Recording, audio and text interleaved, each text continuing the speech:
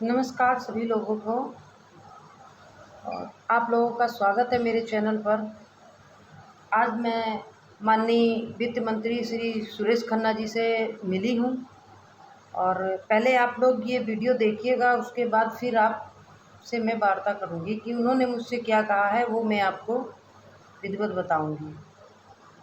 वापस दे दी, उसके लिए बिना किसी उज्जत के, बिना किसी दिक्कत के, इसलिए मैं उनका भी बहुत बहुत धन्यवाद अदा करता हूँ कि आपकी वजह से बलात्कार बनने जा रहा है। और इसके साथ में बहुत सारी योजना नगर पालिका की मूर्त रूप लेने जा रही है, उसके लोकार्पण के साथ ही साथ जो बैंक ऑफ बड़ौदा वाली रोड है, इस पर एक हफ्ते मेरा भी आवाज़ पड़ता है। उस पर मैंने अपने विधायक निधि से कुछ डेकोरेटिव लाइट्स लगवाई हैं, फूल लगाए हैं, उसका भी लोकार्पण माननीय मंत्री जी इस तरह से लगातार हमारे द्वारा हमारे विधायक निधि से रात से ध्वज लगाया गया है, जो लहराता है तो बहुत अच्छा लगता है।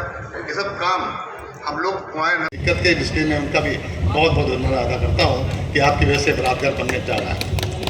और इसके साथ में बहुत सारी योजना नगर पालिका की मूर्त रूप लेने जा रही है, उसके लोकार्पण के शिलान्यास के पत्र सामने लगे हुए हैं। साथ ही साथ जो बैंक ऑफ बड़ौदा वाली रोड है, इस पर एक हफ्ते मेरा भी आवाज़ पड़ता है। उस पर मैंने अपनी विधायक निधि से कुछ डेकोरेटिव लाइट्स लगवाई हैं, फूल लगाए हैं, उसका भी लोकार्पण माननीय मंत्री जी इसके बाद में करेंगे। इस तरह से लगातार हमारे द्वारा हमारे विधायक निधि से राष्ट्र ध्वज लगाया गया है, जो लहराता है तो बड़ा अच्छा लगता है। ये सब काम हम लोग कुआं नगर को बढ़ाने के लिए, आगे ले जाने के लगातार कर रहे हैं। आपने देखा कि भारतीय जनता पार्टी सरकार में शिक्षा मित्रों के मांग पत्र में अन्य राज्यों की तरह मानदेय वृद्धि और मूल विद्यालय और महिलाओं को उनके ससुराल वाले विद्यालय में जाने का मौका, ईपीएफ और आयुष्मान जैसे मांगों को रखा गया था, जो कि आप लोग स्क्रीन पर देख ही रहे हैं। मांग पत्र भी आप लोगों ने देख लिया है और वीडियो भी देखी है, जिसमें कई क्लिप थी, लेकिन ज़्यादा क्लिपें मैंने इसलिए नहीं लगाई हैं कि वीडियो बड़ी हो जाती, और मैं नहीं चाहती हूँ कि ज़्यादा वीडियो बड़ी हो, क्योंकि जो बात हमारी दो टूक बातें हमारी उनसे हुई हैं, वही दो टूक बातें मैं आप लोगों को बताना चाहती हूँ।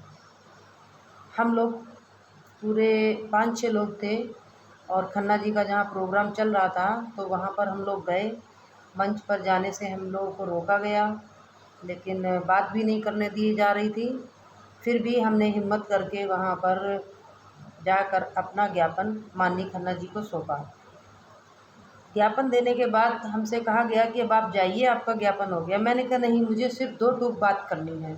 मैंने 2 टूक बात करने के लिए आगे कदम बढ़ाया और मैं सीधे खन्ना जी के पास गई और मैंने उनसे सिर्फ इतना ही पूछा कि माननीय, मैं एक शिक्षा मित्र हूँ और मैं आपकी इस सरकार से क्या उम्मीद करूँ कि हमारा कुछ हो रहा है या नहीं हो रहा है।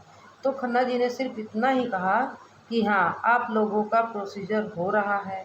तो मैंने कहा कि कब तक उम्मीद करूँ? बोले कि बहुत ही जल्दी, अब ज़्यादा समय नहीं है। सिर्फ 2 टूक बात मेरी उनसे हुई है और उसके बाद बात कुछ स्पष्ट नहीं हो पा रही थी, क्योंकि बराबर में माइक भी चल रहा था और बोलने वाले अपनी बात कह रहे थे। तो उन्होंने फिर मुझे कह के कि अब हमें ज़रा उनकी भी बात सुननी है, लेकिन आपका काम हो रहा है और बहुत जल्द होने वाला है, ज़्यादा देर नहीं होगी। मैंने इतना सुना और इतना सुनने के बाद मैं फिर वापस आ गई। तो जैसे कि शिक्षा मित्र साथी हमारे जो कहते आ रहे हैं कि हमें ये कहा, वो कहा, तो हम विश्वास नहीं करते थे, लेकिन आज हमने अपने कानों से सुना है और वही बात उन्होंने कही है।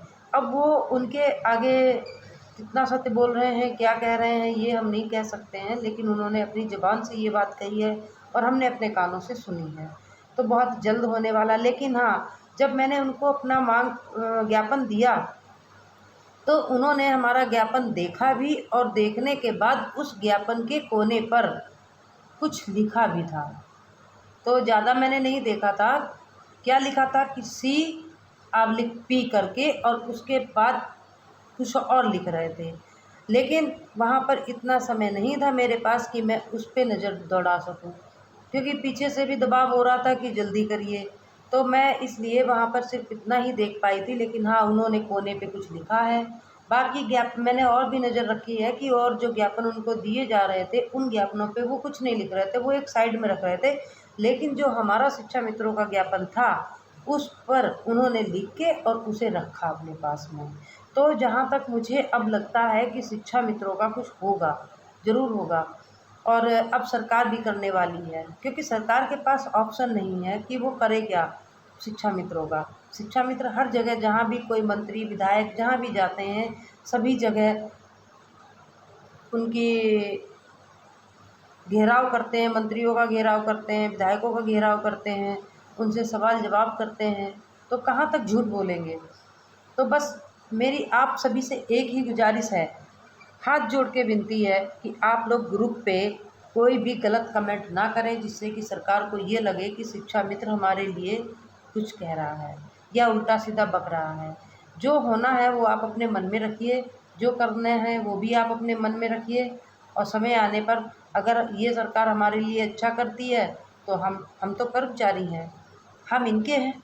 जो सरकारें आएंगी हम उनके हैं, और जो हमारे भविष्य के बारे में सोचेगी हम उनके हैं, ना कि हम सिर्फ ढोल पीटने वाले कि अंदर से खोखला और बाहर से ढोल पीटें। ये नहीं हो सकता है।